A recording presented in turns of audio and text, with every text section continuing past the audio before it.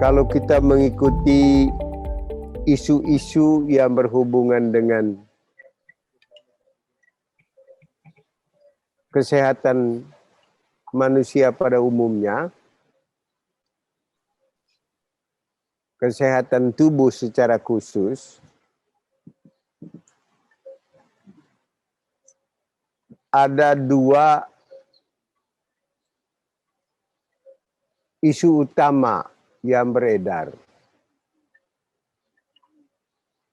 Yang pertama, isu kesehatan yang hanya bisa diselesaikan oleh obat,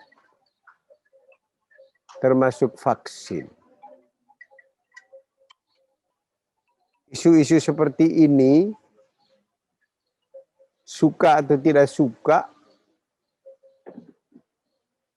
akan terus dipertahankan oleh mereka yang memandang obat adalah solusi terbaik atas kesehatan manusia. Isu ini akan terus dihembus, isu seperti ini akan terus dipertahankan karena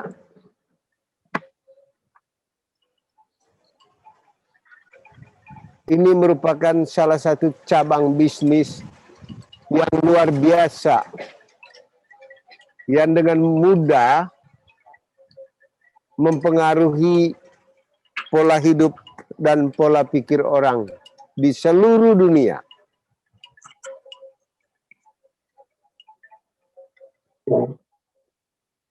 Isu yang kedua adalah isu yang memandang kesehatan itu tidak ditentukan oleh obat. Bahkan isu yang memandang bahwa obat itu adalah racun. Bagaimanapun obat itu berguna pada sisi tertentu, masih ada yang tidak bisa dihindari pada obat adalah efek samping yang dianggap masih bisa diterima karena masih pada posisi toleransi, dan efek simpang yang tidak diketahui.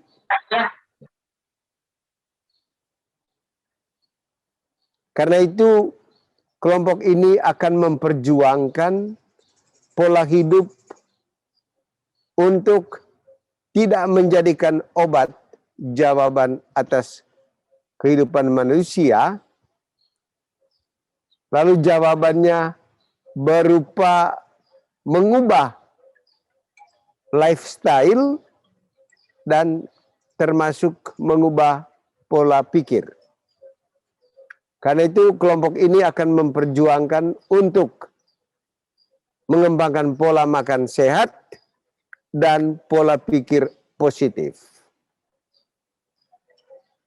Dua isu yang dihembus ini itu kebanyakan hanya memandang manusia secara tubuh dan relasi internal tubuh dengan lingkungan yang langsung berhubungan dengan tubuh.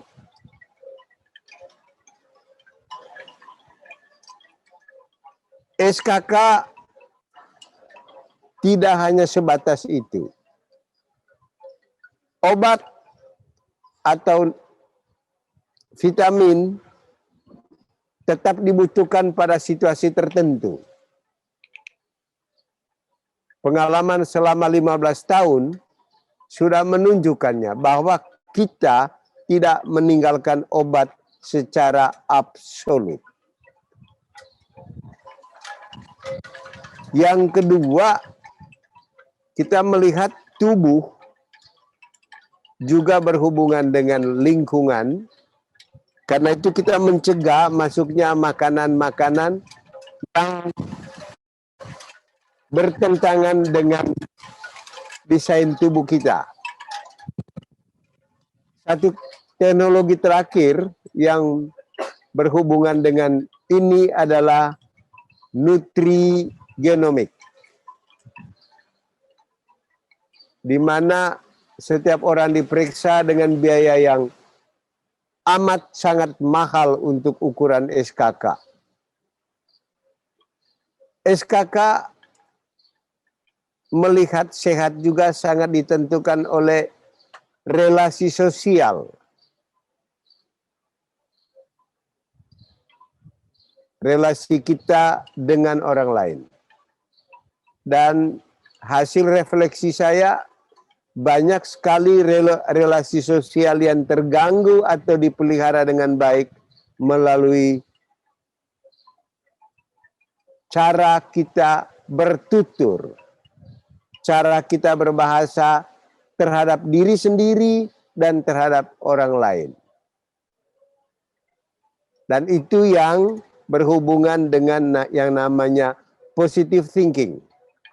Bagaimana kita berpikir secara positif tentang diri sendiri dengan menggunakan atau memperbanyak kosakata positif dan berpikir tentang orang lain dan berbicara dengan orang lain juga secara positif untuk membangun relasi yang sehat dengan orang lain.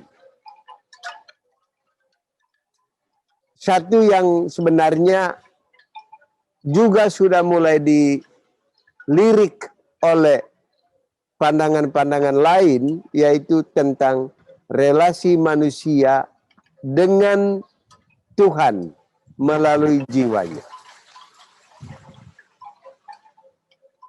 Sehat dalam konteks SKK harus mencakup 4 hal itu minimal,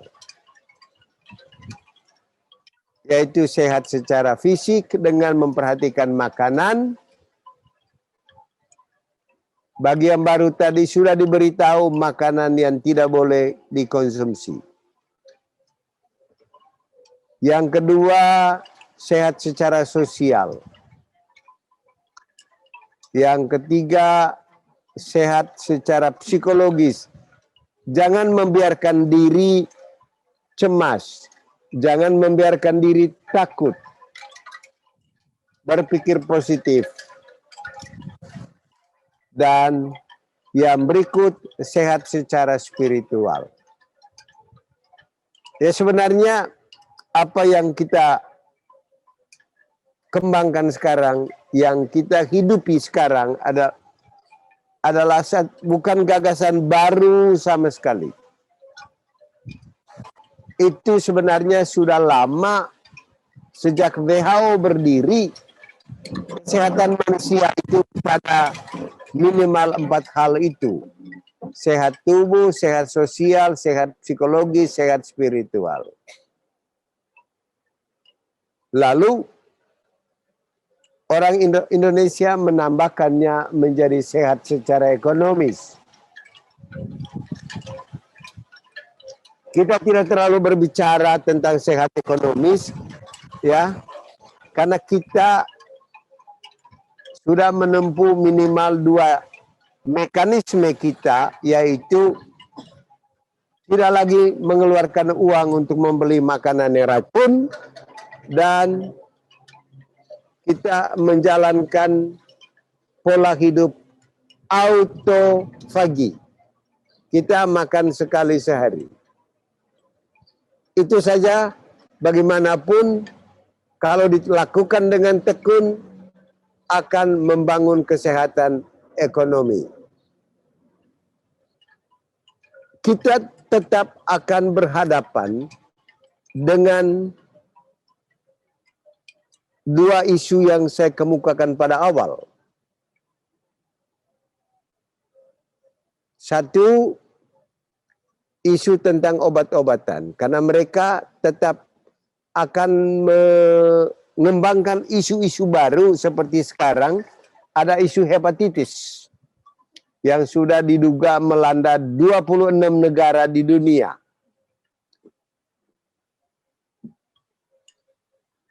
Sedangkan yang berbicara tentang pola makan yang sehat akan dikembangkan oleh industri makanan.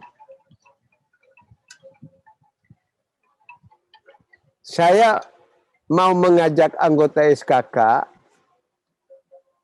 termasuk yang baru tadi, untuk jangan bergeming pada dua isu itu. Kita memiliki satu yang melampaui semua itu karena kita tidak punya kepentingan apapun. Kita tidak punya kepentingan bisnis. Selain satu kepentingan kita menjadikan kita saudara untuk semua orang dan minimal kita menjadi saudara untuk SKK.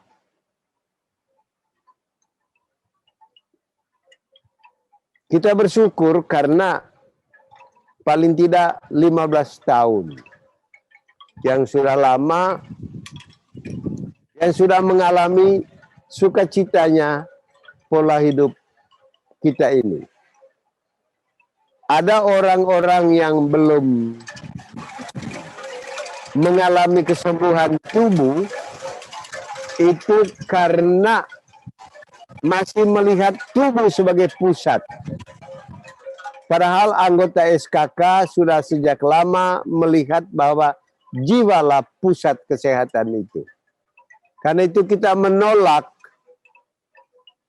atau meninggalkan semboyan kesehatan selama ini, ya, mens sana in corpore sano.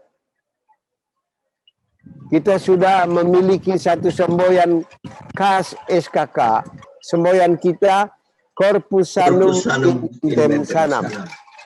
Di dalam jiwa yang sehat terdapat tubuh yang sehat. Karena itu yang pertama yang kita perjuangkan, kalau kita masih sakit dan untuk sehat terus-menerus, jadilah orang baik. Untuk menjadi orang baik, sederhana saja caranya. Ikutilah ajaran agama yang baik. Baik untuk diri sendiri, orang lain yang sejalan dengan kita, maupun yang berbeda dengan kita. Karena kalau kita tidak membina hubungan yang baik dengan orang yang berbeda dengan kita, kita secara psikologis kita sakit dan secara tubuh juga pada waktunya sakit. Ketakutan dan kecemasan berlebihan akan berpengaruh pada sistem kerja organ-organ tubuh vital. Nah, marilah anggota baru SKK yang hari ini baru bergabung, perjuangkan kebaikan mendahului yang lain. Karena kalau kita baik, makanan yang dilarang itu tidak menjadi hambatan kita untuk hidup sehat, bahkan untuk bersukacita. Bahkan kita lebih bersukacita karena akhirnya kita tahu akar masalah sakit tubuh kita. Kita juga lebih bersukacita karena Tuhan mencintai kita. Karena itu kalau kita memperjuangkan kebaikan, kalaupun ada orang yang mempengaruhi kita, dia tidak akan menembus benteng pilihan hidup kita. Bahkan semakin kita baik, semakin bercahaya hidup kita dan orang lain akan dengan cahaya yang kita pancarkan, dia akan ikut ambil bagian dalam gaya hidup SKK. Marilah anggota SKK, kita tidak perlu berargumentasi dengan orang, bertengkar dengan orang dengan menggunakan kata-kata. Marilah kita berargumentasi dengan kehidupan kita. Dengan setia menjadi orang baik dan setia menjaga mulut kita dari mengkonsumsi racun. Karena dengan argumentasi itu, tidak akan ada satupun orang yang mengalahkan kita, apalagi merobohkan tembok pilihan hidup kita sebagai anggota SKK. Selamat siang dan selamat bersuka cita bagi yang baru bergabung, dan bagi yang lama teruslah hidup dalam sukacita sebagai anggota SKK.